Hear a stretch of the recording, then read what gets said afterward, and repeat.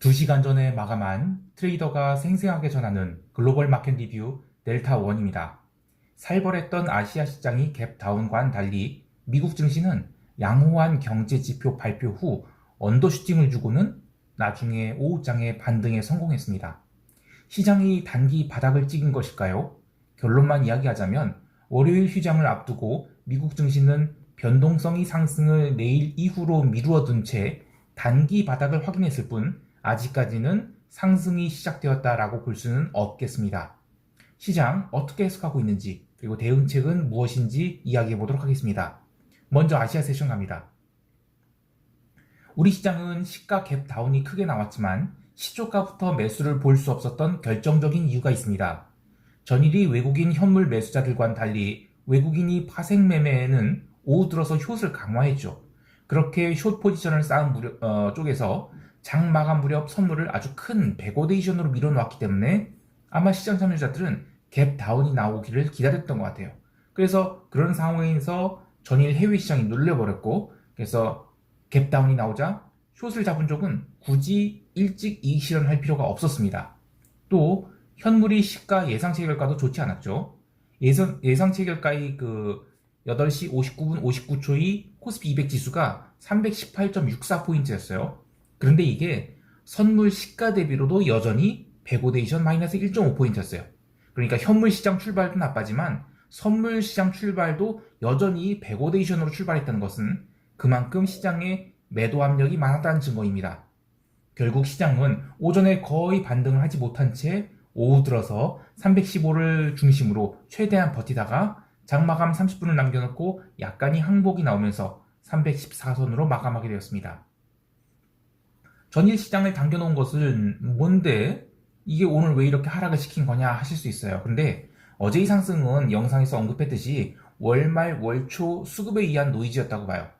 파생시장에서는 그러한 노이즈로 정신적인 스트레스를 크게 받을 수 있는데요. 그래서 시장이 본질에 집중하려는 습관을 익혀야 합니다. 여하튼 오늘 시장은 여러가지 면에서 특이한 하루였는데요. 하나하나 짚어볼게요. 가장 큰 특징은 오늘 하루에만 프로그램 차익 매도가 무려 4천억 원이 나온 것입니다.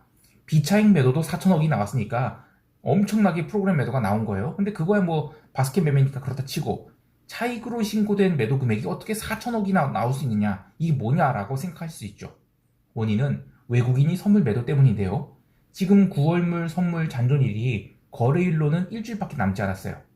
그런 가운데 선물 베이시스를 무려 마이너스 1포인트로 밀어버리는 그런 선물 매도를 때려댔으니 일주일 만에 1포인트의 무위험 차익 거래를 할 수 있는 금융투자는 당연히 감사합니다. 차익 거래 해야지 하고 선물을 1조치 매수하고 현물 매도를 5,600억이나 때린 겁니다. 자, 제가 1조치 선물 매수하고 현물 매도를 5,600억이나 때렸다고 했으니까 그러면 숫자가 맞지 않는 것이 아니냐 하실 수 있죠. 자, 저는 여기서 약간의 네이키드 현물 매수가 있었다고 봐요. 즉 아직까지는 종합주가 지수 2,400 초반이다. 그러면 현물 매수를 해서 크게 물리지 않을 것이다. 이렇게 본 쪽이 있는 것 같아요. 자, 그러면 외국인들은 무슨 급한 이유가 있어서 이 자리에서 시장 충격 비용, 그러니까 만기가 일주일밖에 안 남은 상태에서 무려 1포인트의 비용을 지불해 가면서 선물을 때려댔을까? 이런 질문이 남습니다. 자, 가장 큰 이유는 이번 물의 시장이 하락하지 않는다 하더라도 장기적 관점에서는 시장이 꺾였을 가능성에 대한 해지가 들어왔다고 보고 있어요. 그러니까 7월 15일 이후로 글로벌 증시가 다 같이 반등했거든요. 그런데 그 반등이 다시 도루묵이 됐잖아요. 그러자 이거 리세션 베팅이 좀 해야 되겠구나 라고 해서 12월 물에 대해서는 이 12월까지의 시장을 안 좋게 본 쪽이 분명히 생겨났다는 것입니다. 자, 물론 12월 물로 매도를 해도 돼요. 선물 매도를. 근데 아직 12월 물은 거래량이 많지 않죠. 그래서 일단은 9월 물 선물로 매도 포지션을 짠 다음 주부터 시작되는 롤오버 주간에 12월 물로 넘긴다라고 보고 있는데요. 이렇게 외국인들이 대량의 선물 매도를 하면서 선물 미결 제약정은 이번 물 들어서 가장 높은 수준인 32만 8천 계약까지 기록을 했어요. 당일 장중에 증가한 미결 제약정도 1,900계약이 넘는데요. 이렇게 잔존일이 얼마 안 남은 상황에서 미결을 이렇게 크게 늘린 것도 상당히 예외적인 현상이죠. 이렇게 증가시킨 미결 제약정을 다음 주에 만약에 롤업을 안 시키고 환매로 풀어낸다. 그러면 콜옵션은 몇 더블이 아니라 한 10더블도 날 수 있어요. 그거야 다음 주 가봐야 되겠지만 어쨌든 선물 미결제 약정이 과하게 쌓여있는 것은 나름 의미심장한 흐름입니다. 또 다른 특이사항으로는 풋옵션에 미결제 약정이 너무 많이 붙어있다는 거예요. 지난번에 330에서 329간의 미결제 약정이 많이 있어서 이것들을 환매시킬지가 궁금하다고 했었는데 여전히 위쪽 구간에 대한 미결은 얼마 풀리지 않았어요. 그런데 아래쪽, 즉 풋옵션 320과 317이 미결제 약정이 오늘 오전 10시 6분부터 10시 30분까지 각각 6,200계약씩 풀리면서 풋옵션 롤링다운이 나왔습니다. 이 풋옵션 매수자들은 안타깝게도 개인이 풋옵션 매도 손절매로 추정되는데 일단 이런 식으로 시장이 하방을 방어하게 되면 또 폭락은 어려워지게 됩니다. 기관들도 315선은 어떻게든 사수하려고 하고 있는데 과연 외국인들이 시장을 무너뜨리기 위해서 어느 정도의 힘을 어떤 식으로 사용할지 궁금해집니다. 어쨌든 결론적으로 얘기하면 320 이상은 일단은 쉽지 않다. 그런데 마찬가지로 315선 이하로도 폭락은 쉽지 않다. 점진적 하락은 가능하다. 뭐 이 정도로 결론을 내릴 수 있겠어요. 이제 유럽 세션 넘어갈게요. 유럽 증시는 변동성을 고려하면 상당히 강했다고 할 수 있겠는데요. 유럽 세션 개장과 함께 시장은 윽 하는 충격을 받았어요. 뭐 유럽 지수 선물들이 갭 다운 출발한 거야. 나스닥 선물이 아시아 세션부터 마이너스 1%로 출발을 했으니까 그렇다 쳐도 이탈리아 국채가 갭 다운으로 밀리면서 스탑로스가 나와서 10년물이 4%를 치고 말았어요.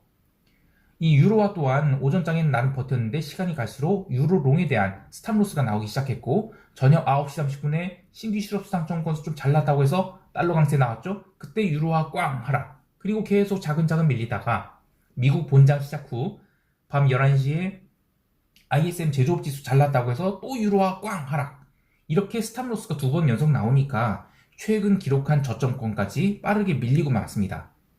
물론 시간이 지날수록 추가 하락 대신 어느 정도 반등하긴 했지만 일단 단기적으로는 주봉 바닥을 형성한 것이지 반등이 나오려면 시간이 좀 더 걸리지 않을까 합니다. 사실 미국 경제지표 좀 잘 나왔다고 해서 유로화가 이렇게 밀리는 것이 이상적인 흐름일까를 생각해보면 유동성이 부족한 가운데 유로 달러 페리티를 깨기 위한 인위적인 스탑로스로 인해서 유로가 밀렸다고 봐요. 그러니까 9월 이후의 시장 흐름은 일단은 페리티 윈을 생각하기는 조금 어렵겠다 이렇게 보는 것 같아요. 자, 그런데 이런 것 말고도 이상한 것이 있었어요. 바로 유로존 채권 시장과 미국 채권 시장이 장단기 금리 스프레드가 다르게 움직였다는 거예요.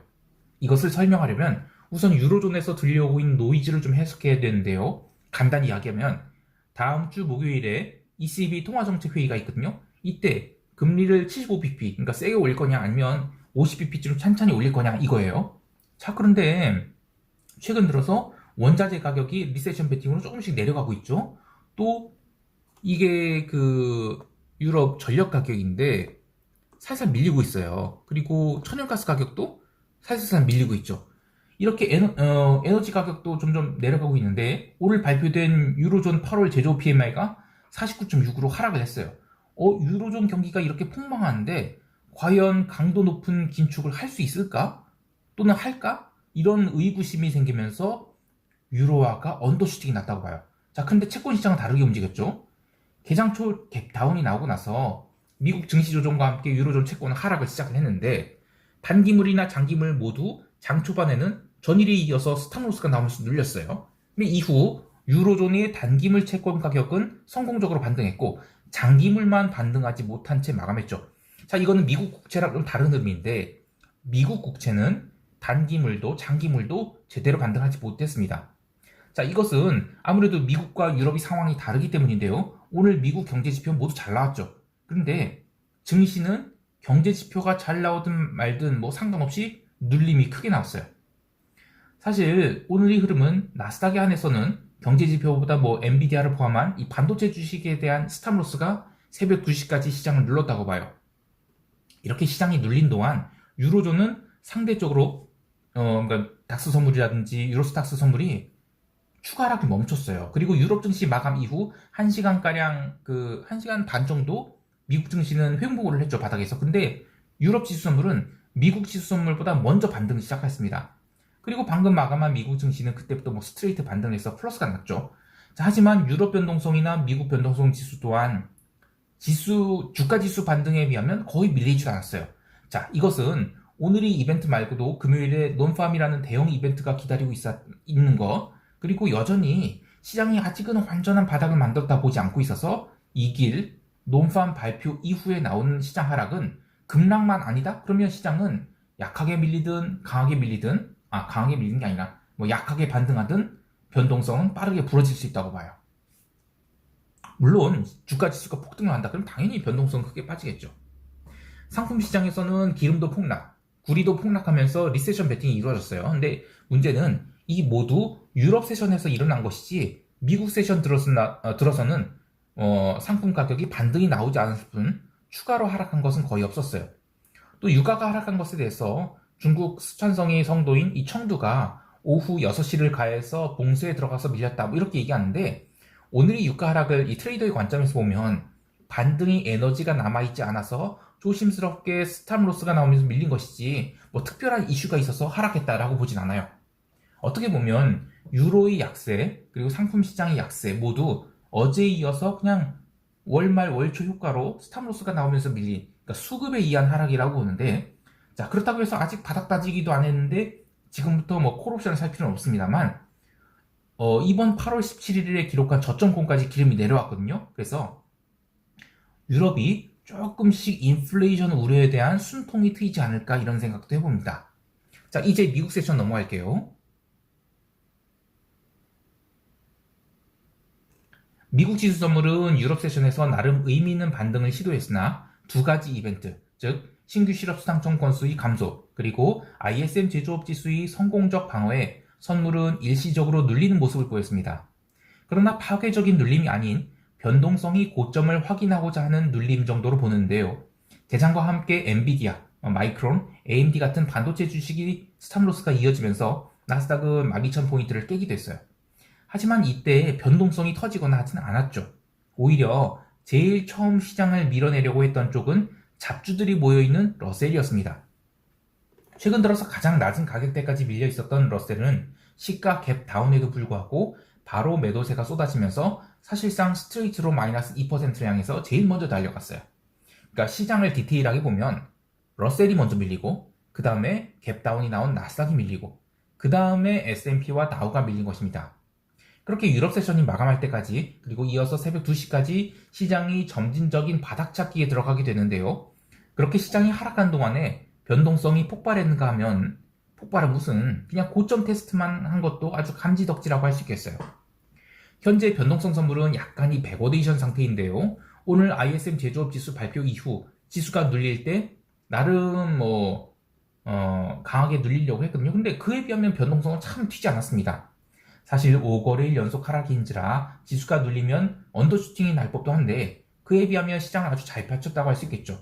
또 아직 목요일이잖아요. 보통 언더슈팅은 금요일에 잘 납니다. 아니면 차라리 월이나 화요일 이런 데 잘 나죠. 자 그래서 변동성이 거의 눌리지 않은 것도 이상하지만 변동성이 튀지 않은 것도 이상하다. 하다못해 오후장에 시장이 강하게 반등을 했죠. 그래서 S&P가 처음에 당일 시가선을 회복합니다. 그런데도 그때의 변동성은 플러스를 유지했어요. 그리고 이후 장마감 무렵에 S&P가 더 상승해서 전일 종가선을 플러스로 넘기기도 했는데도 변동성은 거의 빠지지 않았습니다. 자, 이것에 대한 해석은 아직 9월 첫 거래일인지라 종목들을 마구마구 던지는 그런 패닉셀링이 나온 장은 아니란 뜻도 있지만 ISM 제조업 지수나 금요일에 나올 논팜 그리고 다음 주에 있을 ISM 서비스업 지수 이런 굵직한 지표들이 과연 여기서 시장을 강하게 밀어내는 동력으로 작용할 수 있을 것인가? 이것에 대한 답이 괜찮아 이렇다는 거예요. 그러니까 개별 종목의 흐름을 시간별로 그리고 업종별로 좀 입체적으로 해석해보면 더 쉽게 이러한 결론에 도달할 수 있는데요. 자, 시초가부터 강세를 보였던 종목은 제약바이오나 경기방어주였어요. 그리고 또 의외로 타겟이나 월마트 같은 유통업도 강했습니다. 반면에 엔비디아나 기타 반도체 주식은 시가 갭 다운이 나왔음에도 불구하고 초반부터 계속 쳐맞았죠. 그래서 시장을 누르는 역할을 했습니다. 자, 그런데 가운데 변동성은 얼마 증가하지 않았죠. 그래서 9월이 첫 거래일이 흐름은 그냥 일방적 하락도 아니고 일방적 상승도 아닌 업종 간 롱숏이 들어와서 포지션을 셋업하는 그런 무난한 첫날이었다. 이렇게 볼 수 있는 거예요. 자, 그리고 시간별로도 한번 살펴보죠. 오전장이 조정이 정확히 새벽 2시에 마감이 됐어요. 그리고 그 뒤로는 대부분의 업종의 매수세가 골고루 들어오면서 시장을 당겨 올렸죠. 자, 이것은 변동성 관점에서 27포인트라는 단기 고점을 확인한 상황에서 반등 시도가 나온 것이니까 주가 지수로 따지면 단기 바닥을 확인했다고 할 수 있겠어요. 물론 단기 바닥을 확인했다고 해서 시장이 오를 것이다 라고 해석하는 것은 별개의 일이죠. 그러니까 현재 변동성이 27포인트라고 하면 S&P 기준으로 하루 마이너스 1.6%에서 1.8% 정도는 얼마든지 최대치로 움직일 수 있는 거예요. 즉 변동성이 고점을 찍었다 하면 빠져봐야 전일 종가 대비 1.6에서 1.8%고 그마저도 그 이하로 어중간하게 0.몇 프로 빠졌다. 그러면 주가지수 하락에도 불구하고 변동성도 함께 하락할 수 있어요. 반대로 전일 종가 대비 1.6%나 1.8%까지 다이렉트로 상승한다? 그것은 당일이 상승 최대 한도가 됩니다. 자, 그렇게 상승할 경우 시간대에 따라 다르겠지만 변동성은 아주 크게 눌릴 수 있겠죠. 자, 이제 시장 총평하면서 대응 전략 이야기할게요.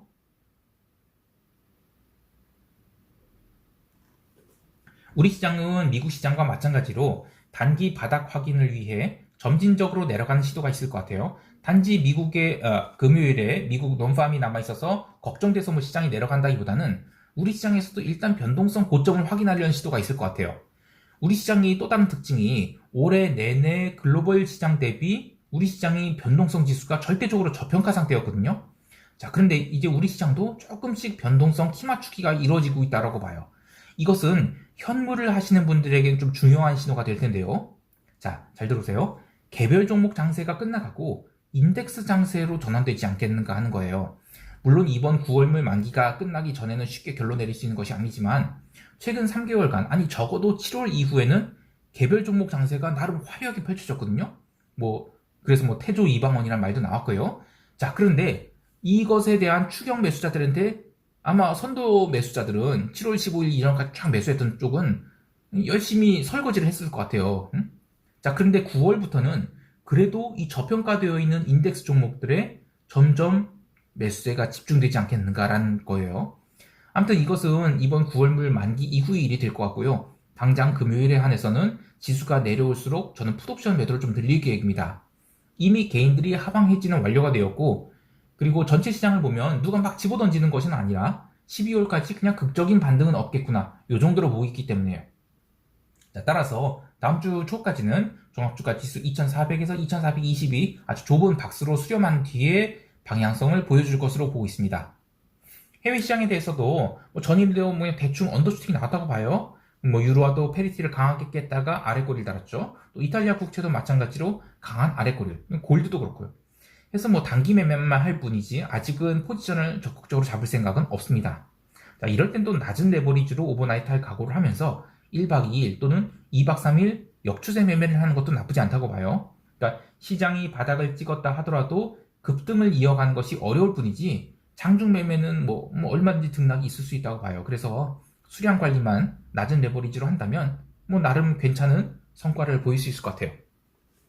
자, 마지막으로 상품 시장에서 이 다음 주에 오펙 플러스 있어요. 그리고 구리도 지금 톤당 7,500달러 선에서 하락을 멈췄기 때문에 다음 주에 상품이 눌리게 된다. 그럼 단기적으로는 매수 관점 가지려고 합니다. 또 개별 종목들이 9월물에서 12월물로 롤오버하는 이슈들 있죠. 그래서 포지션 길게 끌까 아니라 단기적으로 먹튀 관점으로 접근하는 것이 좋겠습니다. 자, 오늘 하루도 성공 투자하시길 바라고요. 이상 델타원이었습니다. 감사합니다.